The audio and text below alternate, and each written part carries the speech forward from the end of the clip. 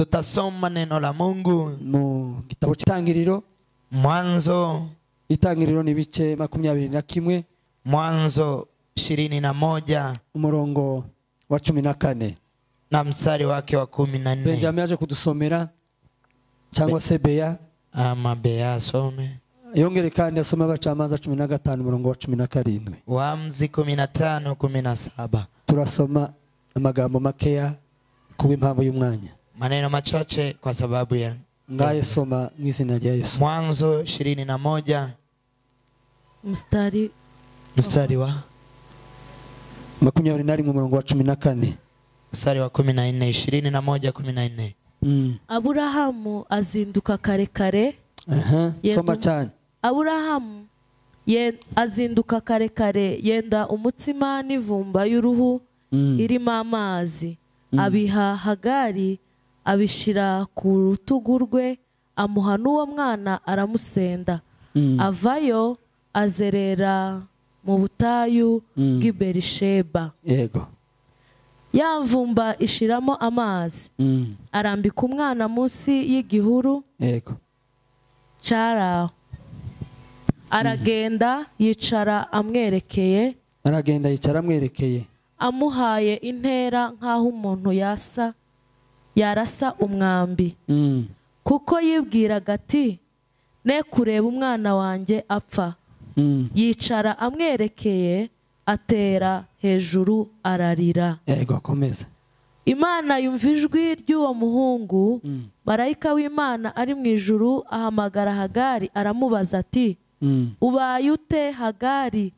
Witinya kuko Imana yumviye ijwi ry'uwo muhungu aho ari. Haguruka, byutsa umuhungu umufate mu maboko, kuko nzamuhindura ubwoko bukomeye. Imana imuhumura amaso, abona iriba. Aragenda avoma amazi yuzuye yamvumba,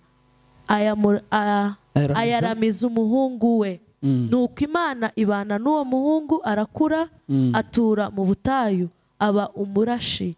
Aba mu butayu bw'Iparani. Nyina amusabira umunyegiputakazi. Amen. Yes.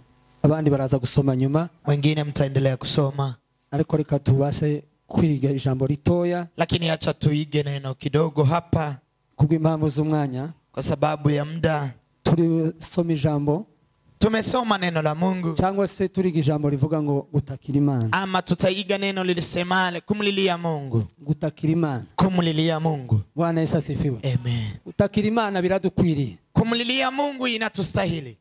Kwegera Imana tukayitakira biradukwiriye. Kumkaribia Mungu na kumlilia Mungu inatustahili. Turavuga abantu batakiye Imana, tutasema watu ambao wamemlilia Mungu. Tuvuge n'impamvu tugomba gutakira Imana, na tuseme sababu inaweza sababisha tumlilie Mungu. Bwana Yesu asifiwe. Amen. Tubane. Bwana Yesu asifiwe.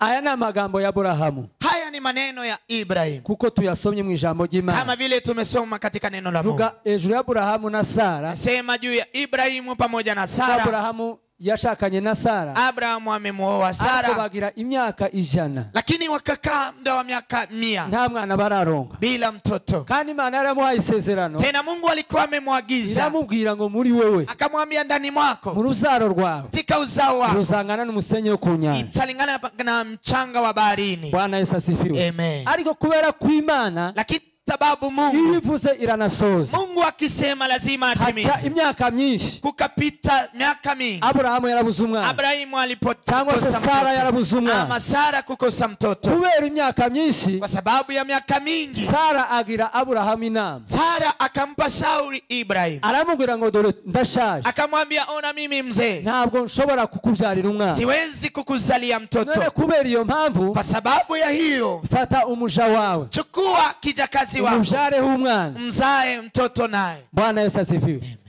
Bwana Yesu asifiwe.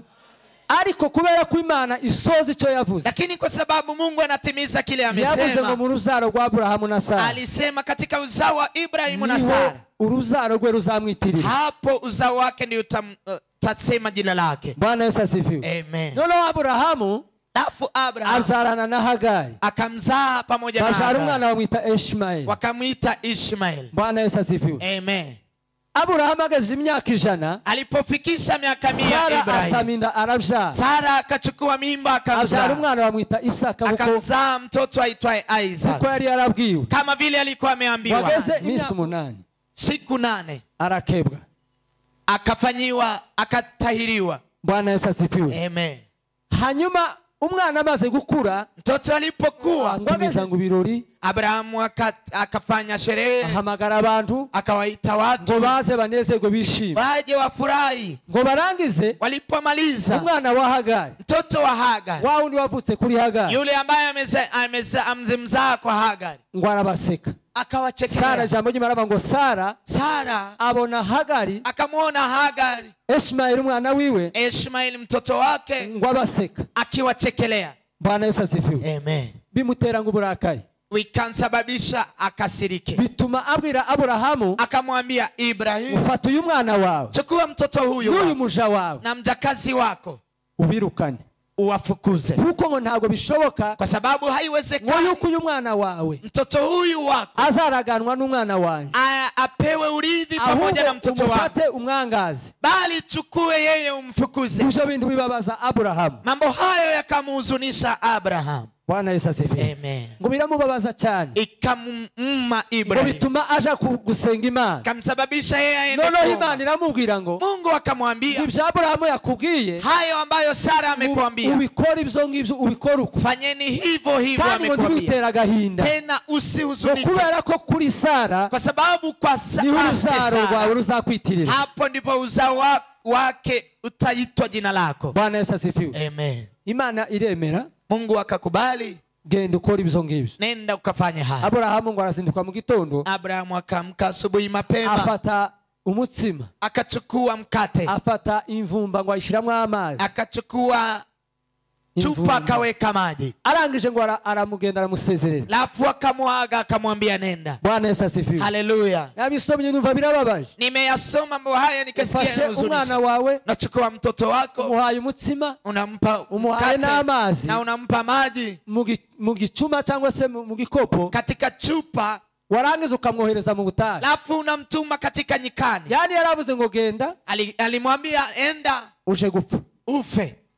Bwana Yesu asifiwe. Amen. Aragenda kubera ko yamwangaje mu butayu, Akaenda kwa sababu alimfukuza warangize katika nyikani, y'amazi arashira. maji hayo yakaisha. Bwana Yesu asifiwe. Haleluya. Mu butayu habaho inyota, Katika jangwa kuna mu kiu, butayu nta mazi abayo. katika jangwa hakuna maji. Noneho ngo abone umwana agiye gupfa, Akamwona mtoto anataka araba ngo kufa, aba kugira ngo uyu mwana akasema apfe ili mureba, mtoto huyu afe nikimwona, reka mujane acha nimpeleke, mushira ahantu, nimweke gume mahali, mwitegereze, niendelee kumwangalia, reba uko apfa. nione vile atakufa. Bwana Yesu asifiwe. Haleluya. Tuweze Imana icyubahiro. Haleluya. Reba uko apfa. Nione vile atakufa. Warangize Alipomaliza aramujana mushira ahantu akampeleka, akamweka ngo mahali munsi y'igihuru, chini ya mti. ategereje ngo arebe ko umwana acika. Alipoangalia vile mtoto atakufa, Umwana mu butayu mtoto katika jangwa butarimwe abantu, bila watu, bamutaye munsi y'igihuru, wamemweka chini ya mti, kandi afite inyota, tena ana kiu, na nyina ubwiwe aramusize. na mama amemwacha. Umwana ngo atakira, Mtoto akalia, arataka. akalia. Bwana Yesu asifiwe. Haleluya. Umwana ataka, Mtoto akalia, ngo ujye uwo mwana sauti ya mtoto huyu irazamuka rigera ku Mana. ikapanda mpaka kwa Mungu. Bwana Yesu asifiwe. Amen. Haleluya. Amen. Umwana arataka, Mtoto akalia, ijwi ry'uwo mwana sauti ya mtoto huyu irazamuka rigera ku Mana. ikapanda mpaka kwa Mungu. Imana ibwira Hagari, Mungu akamwambia Hagar, iramubaza ngo ese ubaye iki? akamwambia umekuwa nini? Niki kibaye? Ni nini imekuwa? Iri jwi ni irinyabasa. Sauti hii ni ya nini? Bwana Yesu asifiwe. Haleluya. Noneho ngo Imana Alafu Mungu iramubwira ngo haguruka, akamwambia ugende simama, ufate uwo mwana wawe, nenda ukachukue mtoto wako, umuhagurutse. simamisha Muri yeye. ako kanya Katika muda huo Imana imuhumura amaso, Mungu afungua macho, ngo abona iruhande rwiwe, akaona kando lake, ngo abona ngo amazi, akaiona maji, igisima cy'amazi. kisima cha maji. Umwana aranywa, Mtoto akanywa, umwana abaho, mtoto akaishi, kandi ngo ahinduka ubwoko bukomeye. tena akabadilika kuwa taifa kubwa. Bwana Yesu asifiwe. Haleluya. Haleluya. Haleluya. Biradusaba gutakira Imana. Inatubidi kumulilia Mungu. Bwana Yesu asifiwe. Haleluya. Kuri uriya mwana yatakiye Imana. Kama vile mtoto huyu amemlilia Hagari Mungu. amaze gutandukana n'umwana.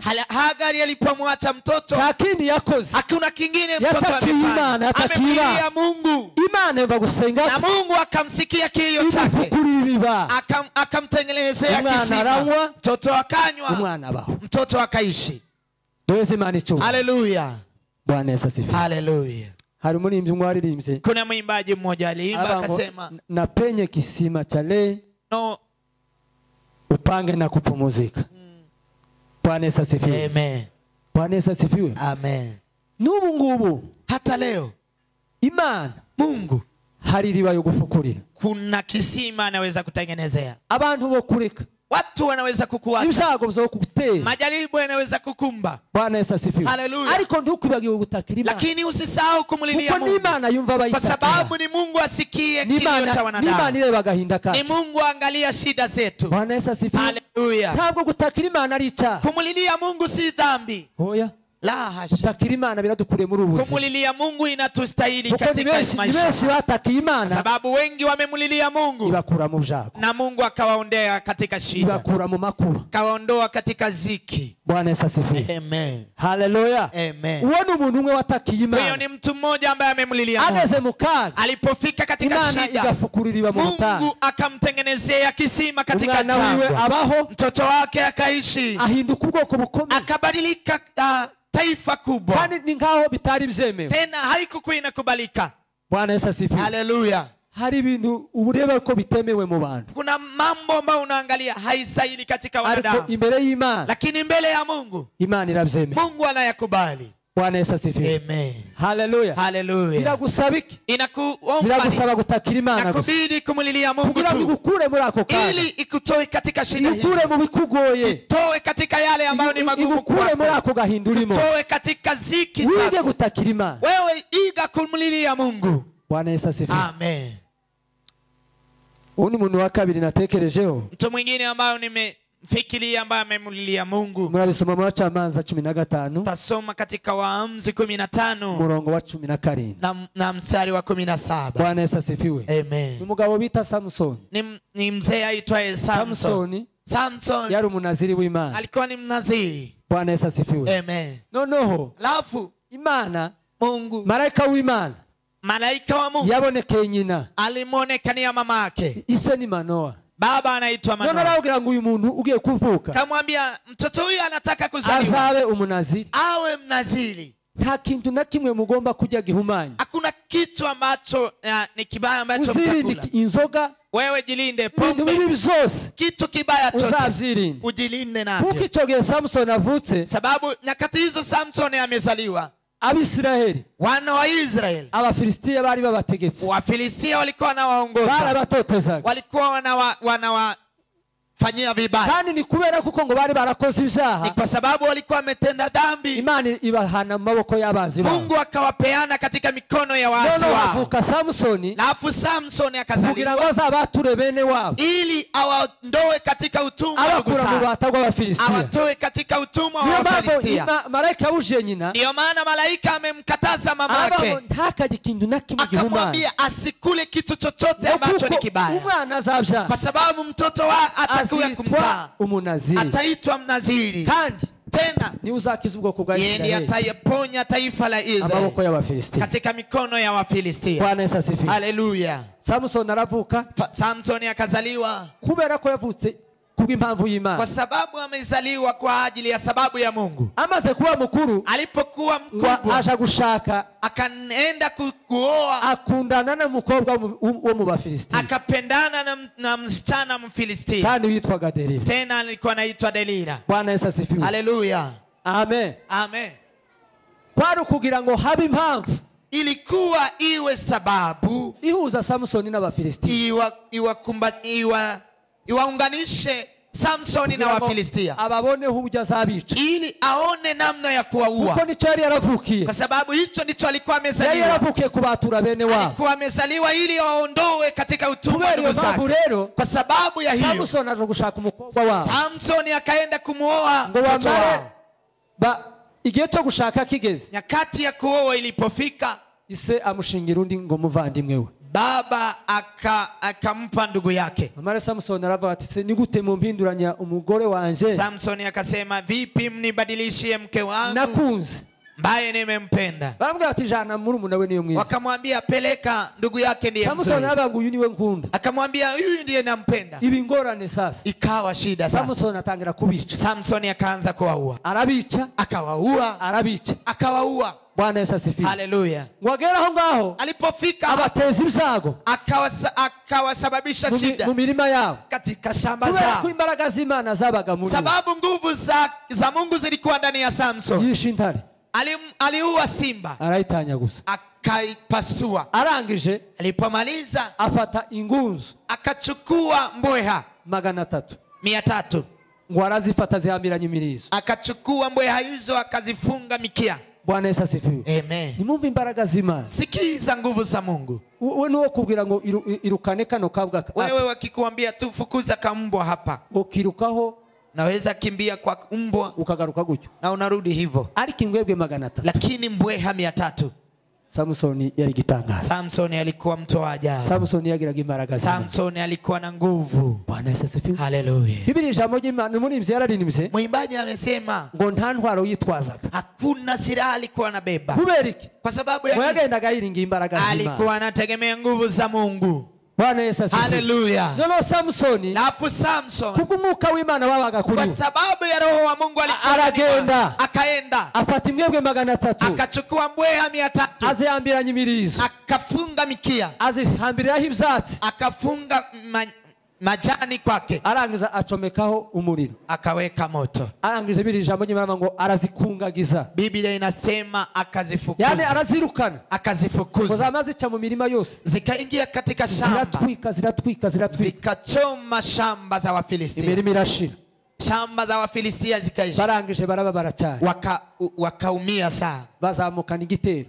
wakapanda na vita. Samson ngo yarari mu rutare rwa Etamu. Samson alikuwa ndani ya mwamba. None ngo baraza, wakaja ngo bashike. Walipofika bene wabo barahaguruka, ndugu zake wakasema, Samson, wakamwambia Samson, sentuzi ko Abafilistia badutegetse. Hujui kwamba Wafilistia wanatuongoza? None wabateje ibishago bingana gutyo. Wewe sasa umesababisha shida kwao. Tuzanywe no kugufata, tumekuja kushika, tukubohe, tukufunge, tubagushire, tukubebe Wafilistia. Samson arababwira ngo, Samson akawaambia, niba mutanyica mwebwe, ikiwa nyinyi hamniui nyinyi, munjane, munipeleke. Bwana Yesu asifiwe. Barangije baramufata, baramujana, wakamchukua, wakambeba, baramubashikirije, wakambeba mpaka kwa Wafilistia. Bwana Yesu asifiwe. Haleluya. Wafilistia bamusanganisha urusaku rwinshi cyane. Wafilistia wakampokea na fujo nyingi mno. Nguyu Samson, wakasema ndio huyu Samson. Bamusanganiza ngo urusaku rwinshi, wakampokea na fujo nyingi. Nono Samson kubw'imbaraga z'Imana, kwa sababu ya nguvu za Mungu, Samson ruhande rwiwe, alipoona kando lake, wahabona akasa kindugo, akaona mfupa, arangije ngo aragafata, akachukua mfupa huo, arakubita, akapiga, arakubita, akapiga, arakubita, akapiga, ibihumbi by'abantu, elfu za watu birapfa, wakafa. ngo arangije, alipomaliza ngo agumwuma, akakata tamaa. Bwana Yesu asifiwe. Amen. Kubera intambara yamaze kurwana, kwa sababu ya vita alipigana navyo, agumwuma, akaanguka, akakata tamaa, arangije ngo atakira Imana, akamulilia Mungu. Bwana Yesu asifiwe. Haleluya. Niryo jambo turi, hicho ndio neno tuko hapo. Nashatse kukwereka ngo, nimetaka kukuonyesha kwamba wiheranwa n'ibibazo, usikae na shida zako. Hari umuryango wo gutakira Imana, kuna mlango wa kumlilia Mungu, kandi hari n'impamvu zotuma dutakira Imana, kuna sababu ya kumlilia Mungu. Bwana Yesu asifiwe. Haleluya. Agumuma, akaanguka, akakata tamaa, arataka cyane, akalia sana, atakambira Imana, akamlilia Mungu, aravuga ngo Mana, akasema ewe Mungu, wakirishije umugaragu wawe, umemponya mtumishi wako amaboko akomeye, mikono mikubwa, none hano, kwa hiyo hapa uyu mwuma, nimeanguka, nimekata tamaa, ngwe mu maboko, nianguke katika mikono ya waasi, yabatarakebwe, mikono ya wale ambao hawajatahiriwa. Bwana Yesu asifiwe. Haleluya. Doezi Imana icyubahiro. Haleluya. Noneho Imana yumva ijwi rye. Alafu Mungu akasikia sauti Imana yake. iva gutaka kwa Mungu Samson. akasikia kilio cha Samson. Samson yari afite imbaraga. Samson alikuwa na nguvu. Ariko kubera intambara yamaze Lakini kwa kugwa. sababu ya vita alikumbana nazo, Bituma gumwuma. akaanguka akakata tamaa. Abakristo benshi baguye Hata umwuma. kwa sasa Wakristo wameanguka, Ariko ntibibutse gutakira Imana. lakini haujakumbuka kumlilia Mungu. Bwana Yesu asifiwe. Amen. Doezi Imana icyubahiro. Haleluya. Haleluya. Haleluya. Hari abakristo benshi baguye umwuma. Wakristo wengi wameanguka, wamekata Bagwanye tamaa, intambara. wamepigana vita, Bagwanye intambara. wamepigana vita vingi, Ariko ngo bayirangize. lakini walipomaliza Bagumwuma. wakaanguka, wakakata tamaa, Ntibibuka gutakira Imana. hawajakumbuka kumlilia Mungu. Samson yatakiye Imana. Samsoni amemlilia Mungu Imana imufukurira na iriba. Mungu akamtengenezea kisima. Aho handi ngo ni Lehi. Hapo kunaitwa Leh. Bwana Yesu asifiwe. Haleluya. Imana imufukurira iriba. Mungu akamtengenezea kisima, Waranywa. akanywa, Ashira inyota. akamaliza kiu Umutima usubira mu nda. na moyo ikarejea. Ngo amara imyaka 20 Akamaliza miaka 20 ari umucamanza. akiwa amzi.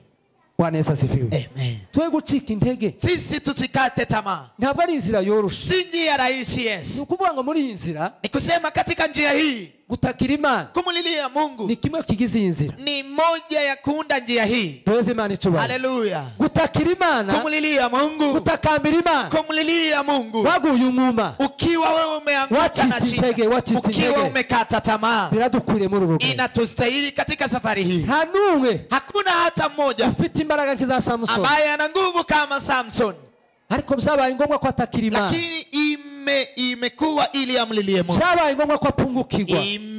Amepungukiwa na, Ariko yibuka gutakira Imana. lakini akakumbuka kumlilia Mungu Imana imufukurira na iriba. Mungu akamtengenezea Imana kisima. yumva ijwi rya Samson. Mungu akasikia sauti ya Samson, Imufukurira iriba. ikamtengenezea kisima, Aranywa, akanywa, ashira inyota, akamaliza kiu, aba umucamanza akawa amzi imyaka 20 miaka 20 ku ngoma y'Abafilistia. katika utawala wa Wafilistia. Bwana Yesu asifiwe. Amen. Biradusaba iki? Inatubidi nini? Biradusaba gutakira Imana. Inatubidi kumlilia Mungu. Ngo dufukurire iriba. Mungu atutengenezee kisima, Dufukurire iriba ry'agakiza.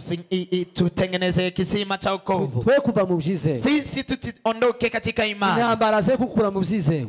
vita zisikuondoe katika imani. Bwana Yesu asifiwe. Haleluya. Ibihe Nyakati, hari muri ibyo waririmbye. kuna mwimbaji ameimba Aravuga ngo, akasema, ariko ibihe ntibikakumare lakini nyakati zisikumalize nguvu, imbaraga z'umutima. zisikumalize nguvu za moyo. Bwana Yesu asifiwe. Haleluya. Ibihe ntibikakumare Nyakati zisikumalize agakiza, okovu, zisimalize okovu, iterambere, maendeleo, uburwayi, magonjwa, ibigeragezo majaribu, ntibikakumara imbaraga z'umutima. visikumalize nguvu za Ahubwo utakira Imana, bali umlilie Mungu usubizemo intege, na Mungu akurejeshe kuko uru nguvu, rugendo kwa sababu safari hii rurakomeje, inaendelea, rurakomeje. inaendelea. Bwana Yesu asifiwe sana. Haleluya. Haleluya. Haleluya. Uwo ni Samsoni Huyo ni Samson watakiye Imana. ambaye amemlilia Mungu. Bwana Yesu asifiwe. Haleluya. Undi mugabo watakiye Imana, Mzee mwingine ambaye amemlilia Mungu Imana yumva gusenga na kwe. Mungu akasikia maombi yake Imana iramutabara. na Mungu akamsaidia. Ni umugabo bita Bartimayo. Ni mzee aitwaye Bartimayo. Bwana Yesu asifiwe. Amen. Bartimayo yari impumyi, Bartimayo alikuwa kipofu, ariko lakini ngo yumva urusaku rw'abantu benshi. akasikia fujo la watu wengi, Alisikia nini?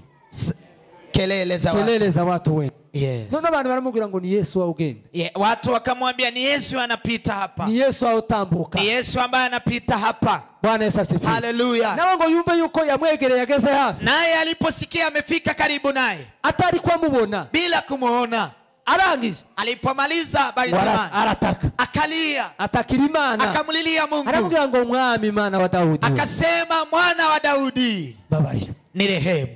Imana ishimwe cyane. Haleluya. Tuweze Imana icuba. Tumpe Bwana utukufu. Bwana Yesu asifiwe. Haleluya. Aravuga ngo Yesu mwana wa Daudi. Akasema Yesu mwana wa Daudi Babarira. ni rehemu. Abantu baramucecekera. Watu wakamnyamazisha, Aramubwira ati wewe kipofu. wakamwambia wewe kipofu, Tuza. nyamaza. Ariko yari yumvishije Lakini alikuwa amesikia ijwi habari, rya Yesu. alikuwa amesikia Yari afite amakuru. alikuwa na habari.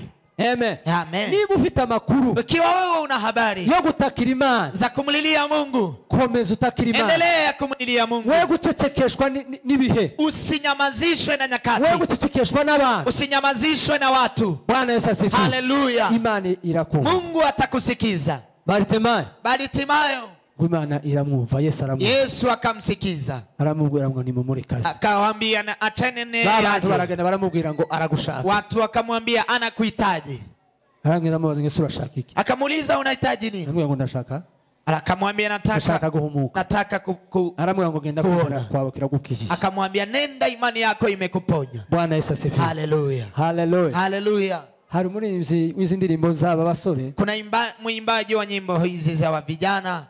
Yaravuze ngo nubwo waba munsi y'urutare rukomeye. Akasema ingalau uwe katika chini ya mwamba mkubwa, cyangwa mu muhanda, ama katika barabara, ibinyabiziga n'abagenzi, magari na watu biha binyuranamo, wakipishana biha bibisikana, vikipishana pishana hivi, kandi bifite urusaku, tena wikiwa na fujo nyingi. Arabanga utakima. Akasema ukimlilia Mungu ibasha kukumva, hapo anaweza kukusikiza. Bwana Yesu asifiwe. Amen. Wewe ni gutimana itakumvisha. Wewe vipi Mungu hajakusikiza? Ntabwo wayitaki, haujamlilia. Nta rusaku, hakuna fujo, ntabasakuriza Imana. Hakuna wale wanaweza Imana ntabihe biza bisakuriza. Hakuna nyakati ambazo zinaweza piga makelele kwa Mungu.